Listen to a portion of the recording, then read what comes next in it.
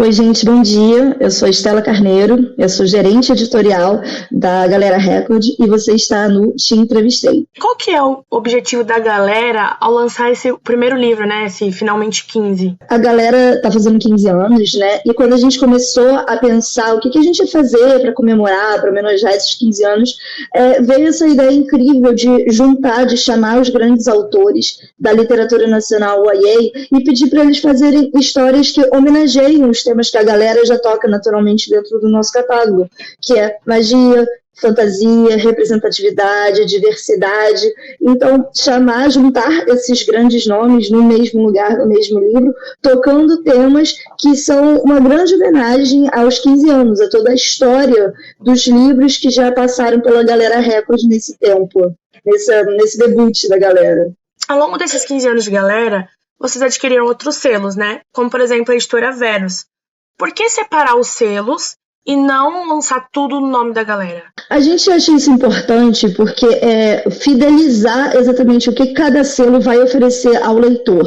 Para que quando o leitor veja o livro da galera, ele já, às vezes, mesmo sem ver o título, mesmo sem saber exatamente a história, ele vai saber que, olha, tá vindo da galera, então eu posso considerar que vai ser fantasia, que ele vai ter magia, que ele vai ter representatividade, porque os nossos leitores já estão acostumados que é isso que a gente oferece. Então, quando a gente cria um catálogo que fortalece exatamente essa linha, a gente deixa até uma ansiedade, nossa, que esse está sendo um novo livro pela galera, eu confio, eu gosto, vai ser esse.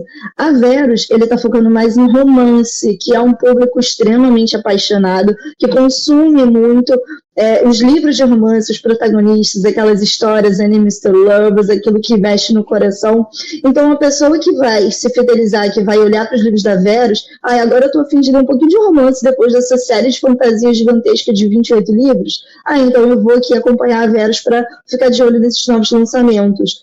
Quando a gente faz essa segmentação da gente diferenciar através dos selos o que cada um está oferecendo, a gente facilita o trabalho do leitor para ele chegar no que ele já está a fim de ler. Então você segue a Verus para saber o que está vindo de romance, e você segue a galera para saber o que está vindo de fantasia e de YA. Colleen Hoover, ela é pela galera, né? Ela não é pela Verus. Quando vocês trouxeram a Colleen Hoover, essa audiência de leitores, ela aumentou? Vocês sentiram uma diferença ao trazer essa autora que é muito grande, né? Tem esse nome muito potente? A Colleen é um fenômeno, né? Ela é uma dessas coisas que acontece no mercado, que é um tsunami, que você nem tem como explicar direito.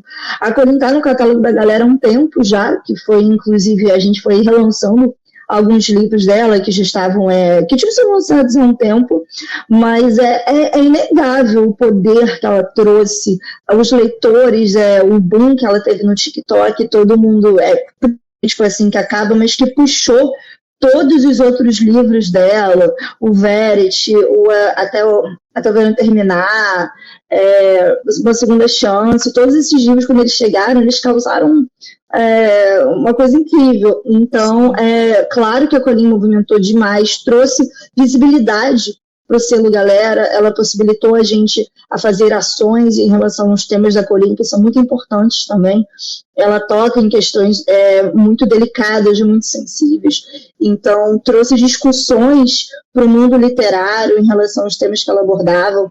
Então, ela foi de uma importância enorme. E como eu falei, foi um verdadeiro tsunami. Foi um prazer estar dentro desse tsunami e poder estar lançando a Colleen Hoover. Até teve novas edições de alguns livros que tinham uma capa com pessoas, começaram a lançar com artes, né? Foi bem, assim, legal.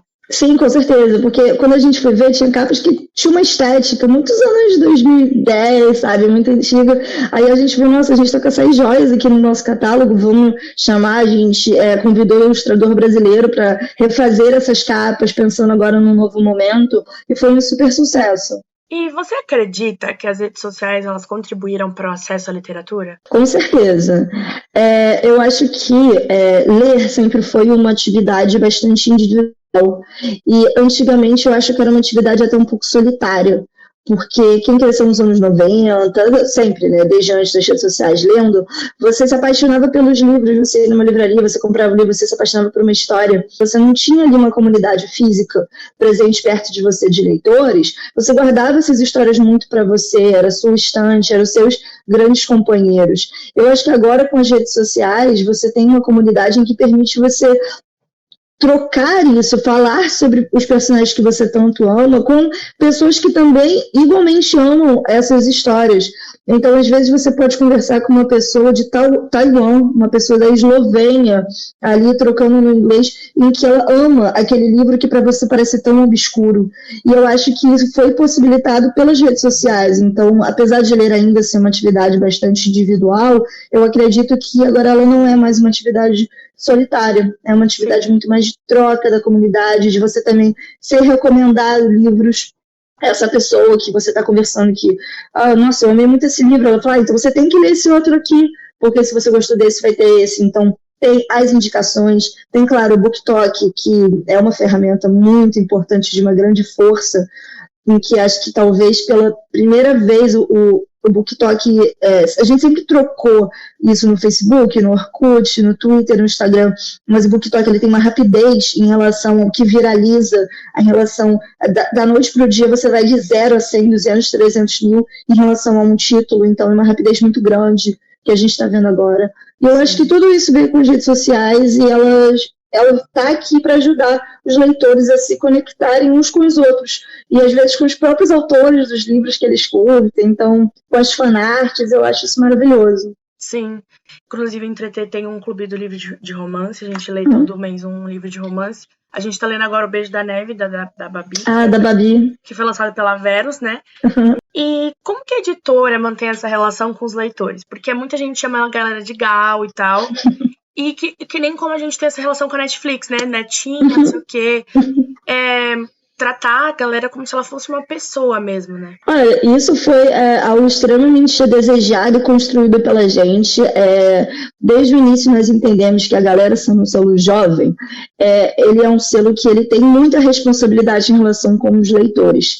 Então a gente tenta sempre, ao máximo, escutar o que eles estão falando pra gente, o que eles querem, qual é o feedback. A gente até brinca que, às vezes, tem outras editorias que, meu livro não foi bem, não sei exatamente onde é que a gente errou ali, e a galera sabe instantaneamente, porque a gente tem um feedback instantâneo. Não gostei da capa, não gostei da história, não gostei dessa ilustração, e aí a gente está sempre escutando tudo isso, e claro, escutando o que é bom também. Amei esse brinde, ou também, nossa, essa série aqui, para esse segundo, terceiro livro, tem que ter esse brinde, então a gente vai atrás para oferecer isso para o leitor. E aí a gente adora quando eles chamam a gente de gal, a gente incentiva isso, porque a gente quer ter essa relação super próxima com os nossos leitores, que ainda mais, especificamente falando do público jovem, que é um público que engaja muito, que se apaixona muito pelas histórias e pelos livros.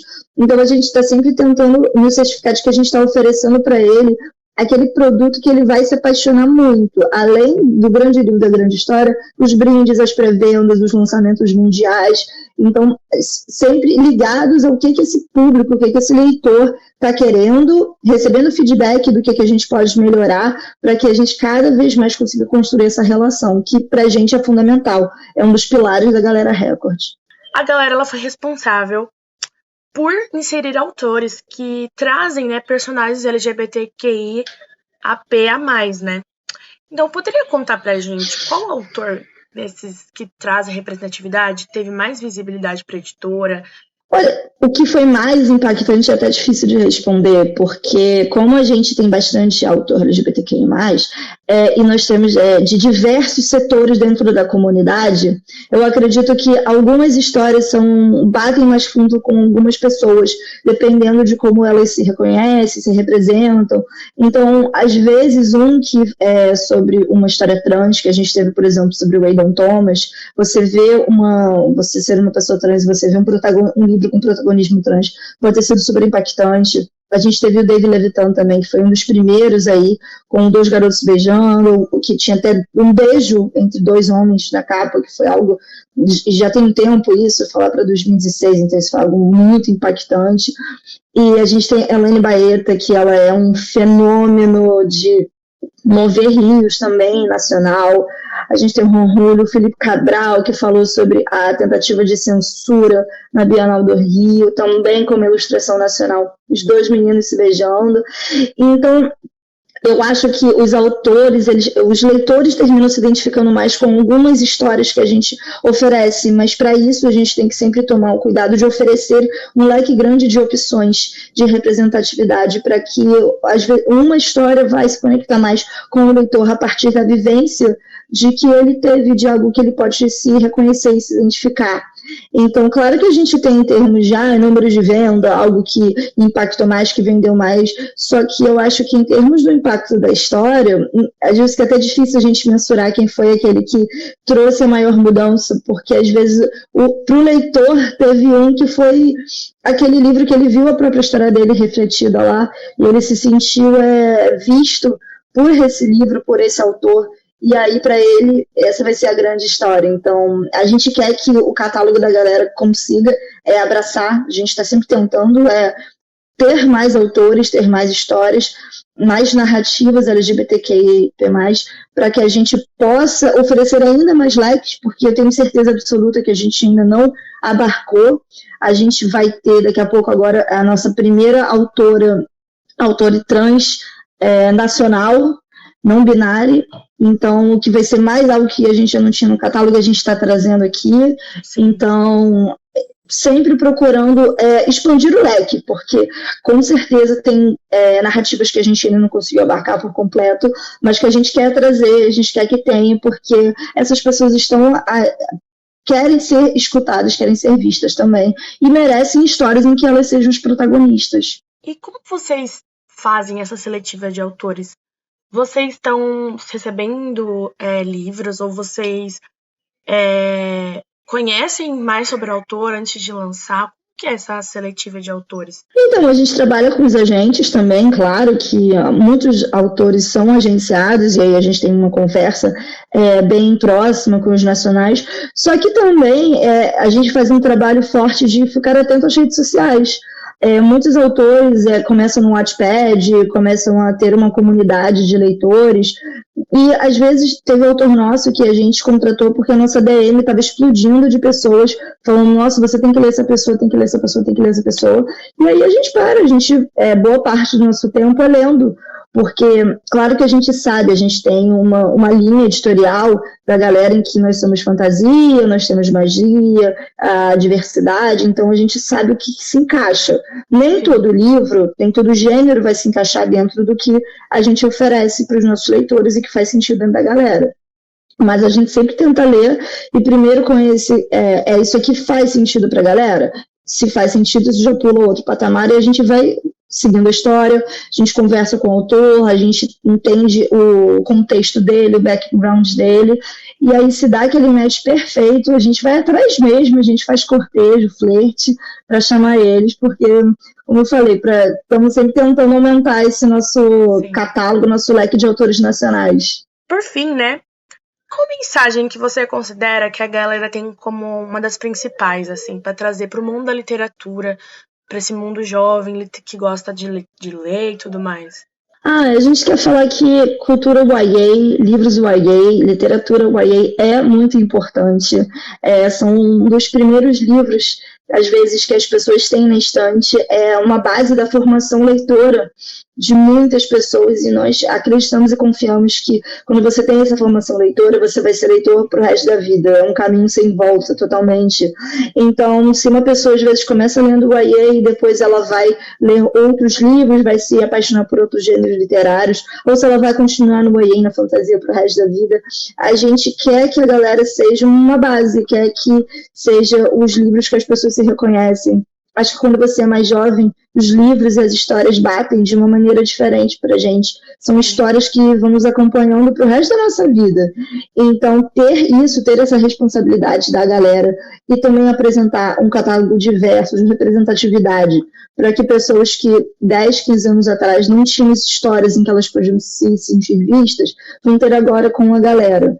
Então, da gente poder oferecer isso aos nossos leitores e estar sempre cada dia mais presente, tanto na vida deles quanto na estante deles, e estar sempre ali crescendo e oferecendo o que os nossos leitores querem.